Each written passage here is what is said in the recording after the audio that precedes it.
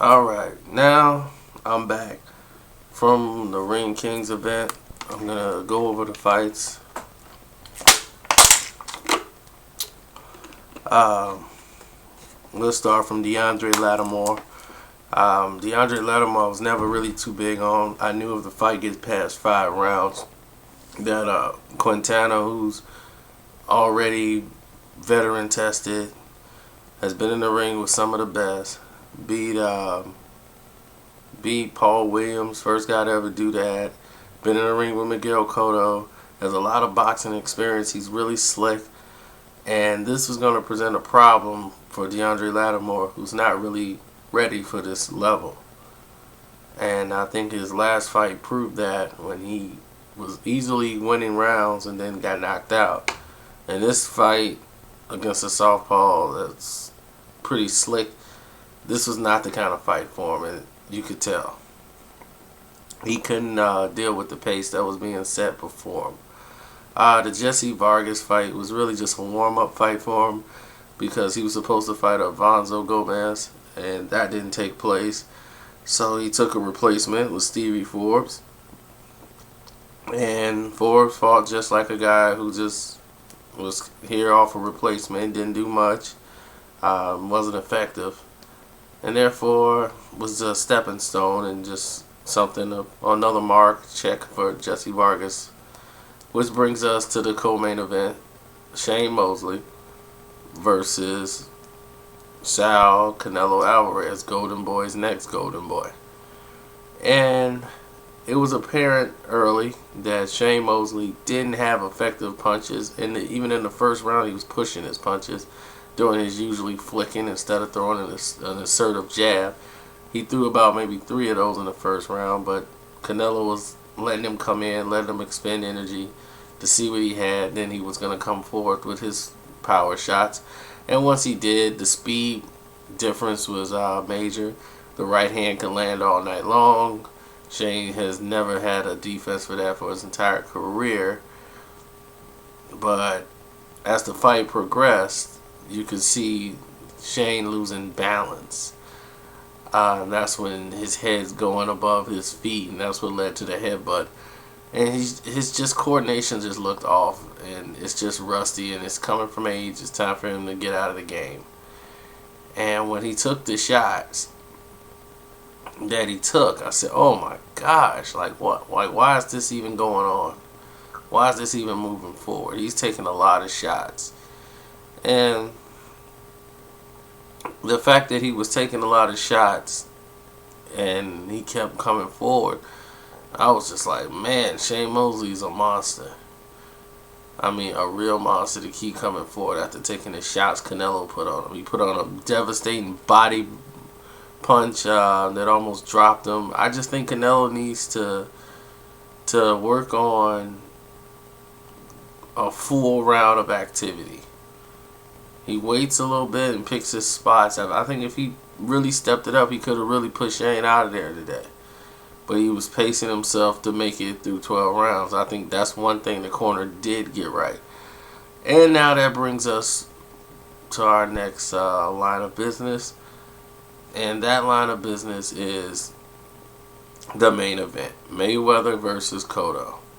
From the beginning, round 1, you can see that Mayweather wasn't really in a type of control.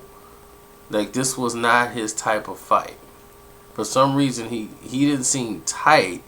He just wasn't comfortable yet in the ring because the fight had just started.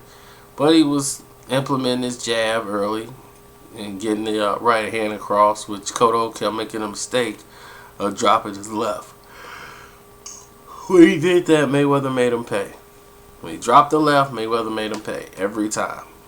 And the first round was going smooth, and then I think towards the end of the first or the second round, Cotto landed a very good jab. It was authoritative, but it was enough to bust his nose. A lot of people don't know Miguel Cotto is left-handed, and he fights in a conventional stance, so his jab hand is going to be heavy. It's going to be powerful because he's left-handed, similar to Oscar De La Hoya. That's why Oscar's left hand, he was pretty much a one-handed fighter. But it affected Mayweather's breathing. Because the fight with Emmanuel Burton, he bust Mayweather's nose, and it made it a tough fight for Floyd Mayweather because he couldn't breathe.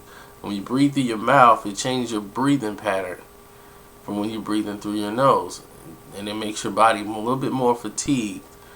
And then you'll get a second wind because your body's adjusting to your heart rate changing. And I know that very well because I breathe through my mouth a lot. But during the fight, Mayweather was still able to control the pace. He rested on the ropes when he needed to and allowed Miguel Cotto to come in to expend his energy. And when Miguel Cotto came in to expend his energy, Mayweather was resting as well. And he was slipping shots, but some of the shots were getting through. Like, he got hit with some couple of good shots that we're not used to seeing. But most of them were jabs, but they're authoritative jabs because, like I said, those are his power shots. It's from Miguel Cotto's left hand. And I think that his backing up Miguel Cotto, because he was getting very fatigued, breathing heavy. And this is where stamina of conditioning come in at.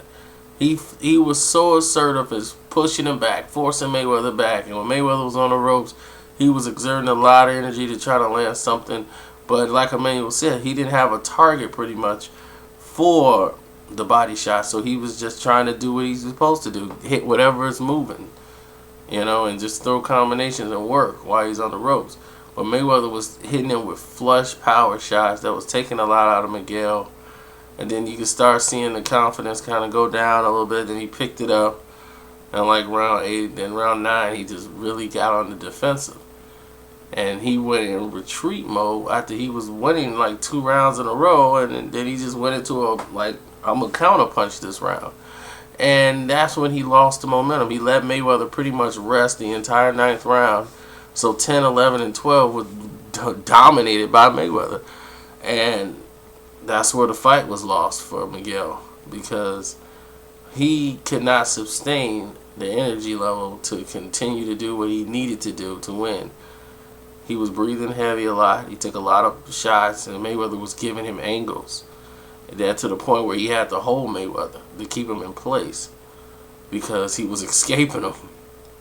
So overall, I give him credit for heart, but I only had Miguel Cotto winning 3 rounds in the entire fight. Even though he looked good in certain spots because he was throwing a lot of punches, a lot of them were blocked. And even the ones he landed, they were only like maybe 1 or 2 shots he landed. Mayweather comes out and dominates about 2.5 minutes of a round. And you can't really just score the round for Miguel Cotto just because he looked good with like the last 10 seconds or 20 seconds in the fight. I just can't score a fight that way. I just got to score it off what the fight is actually telling me. But, yeah, this is definitely a tough fight for Mayweather. He had to grit it out. He fought it out. Miguel Cotto really had no answer for the uppercuts. I knew it was going to be a factor. Miguel Cotto gets into a habit of leaning forward, and he goes too far low when he's leaning forward when he starts fatiguing. And he keeps himself right in range for uppercuts. And well-placed uppercuts can put him down. Manny Pacquiao was able to put him down because of it, and Floyd almost dropped him in the 12. He fell right on Floyd. He was going to go straight down to the canvas. But Floyd was there to catch him. And then he hurt him again in the 12th and opened him up some more. So it was getting ready to get really, really bad for Miguel Cotto. But this is why you run the extra miles. This is why you do 5-minute rounds so that you can have this type of performance. So what's next for Floyd Mayweather? We don't know, but he earned his money today, and the fans, y'all owe Miguel Cotto an apology. You owe Miguel Cotto an apology and a thank you, because he did come to fight and he gave the people their money's worth. So that's how they do. To Sabe!